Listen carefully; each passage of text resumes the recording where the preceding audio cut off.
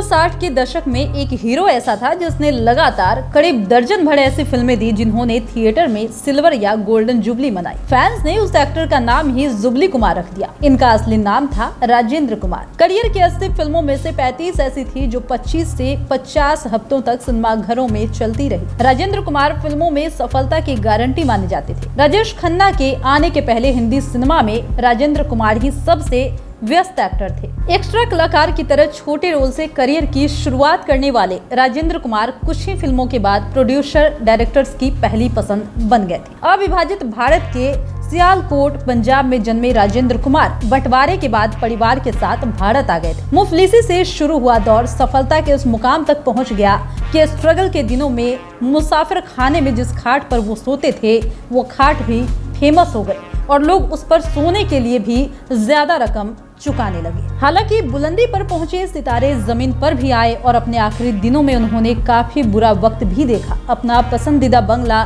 जिसे लेने के बाद उन्होंने 2 दर्जनों से ज्यादा हिट फिल्में दी थी, वो उन्हें राजेश खन्ना को बेचना पड़ गया। लोग उस बंगले को भूत बंगला कहते थे और कोई उसे खरीदने को तैयार नहीं था।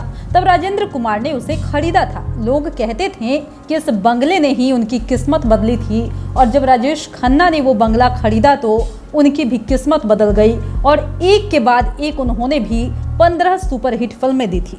20 जुलाई 1927 को सियालकोट पंजाब में जन्मे राजेंद्र कुमार के पिता एक बड़े कपड़ा व्यापारी थे और दादाजी मिलिट्री कॉन्ट्रैक्टर थे। रईस घराने में उनकी जिंदगी मजे से कट रही थी कि भारत पाकिस्तान बंटवारे ने उनके परिवार से सब कुछ छीन लिया। दंगों के बीच कारोबार चौपट हो गया और पूरे परिवार को अपना सब कुछ छोड़कर भारत आना पड़ा। दिल्ली में राजेंद्र कुमार ने पुलिस में भर्ती होने की तैयारी कर ली, लेकिन एक दिन अचानक से उनका मन बदल गया। दिन रात फिल्में देखने वाले राजेंद्र कुमार फिल्मी दुनिया से इस कदर प्रभावित हुए कि उन्होंने पुलिस की नौकरी छोड़कर फिल्मों में जाने की ठान ली।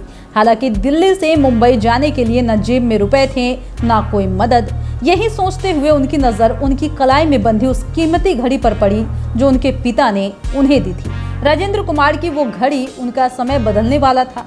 उन्होंने उस घड़ी को 63 रुपए में बेचा, 13 रुपए में बॉम्बे की टिकट खरीदी और 50 रुपए जेब में लिए और निकल पड़े। दिल्ली से मुंबई आए राजेंद्र कुमार बॉम्बे गेस्ट हाउस के कमरे में ठहरे थे जो कम कीमत पर सोने के लिए खाट दिया करता था।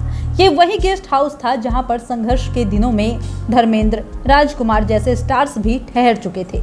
जब कुछ साल बाद राजेंद्र कुमार स्टार बने तो गेस्ट हाउस वालों ने उस खाट को भी फेमस बना दिया। गेस्ट हाउस में जाने वाले लोगों को बताया जाता था कि यही वो खाट है जिस पर राजेंद्र साहब सोया करते थे।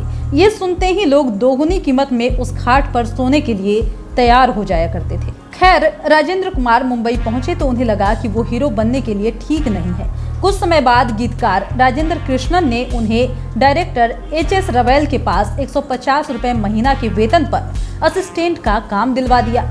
पतंगा, सगाई, पॉकेट मार जैसी कई फिल्मों में उन्होंने बतौर असिस्टेंट डायरेक्टर काम किया, लेकिन डायरेक्टर HS रवेल समझ चुके थे कि उनमें हीरो बनने के गुण है।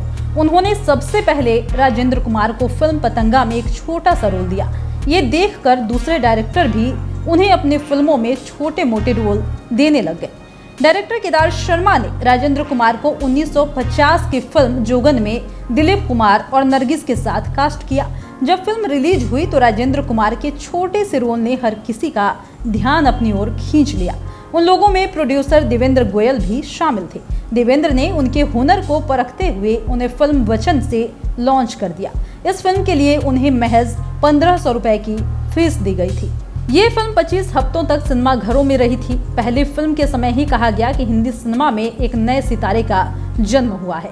आगे राजेंद्र कुमार ने मदर इंडिया से देश भर में ऐसी पहचान और कामयाबी हासिल की कि उन्हें कभी पलटकर पीछे नहीं देखना पड़ा। 4 दशकों के एक्टिंग करियर में उन्होंने करीब 80 फिल्मों में काम किया। 60 के दशक में उनकी फिल्में भूल का फूल, घराना, दिल एक मंदिर, मेरे महबूब, संगम, आई मिलन की बेला, आरजू, सूरज, झुक गया आसमां, तलाश और गवार जैसी फिल्में इतनी बड़ी हिट थी कि 25 हफ्तों तक सिनेमा घरों में दर्शकों की भीड़ बनी रही। यही कारण था कि राजेंद्र कुमार को जुबली कुमार नाम दिया गया था और 35 फिल्में सिल्वर या गोल्डन जुबली हिट रही थी।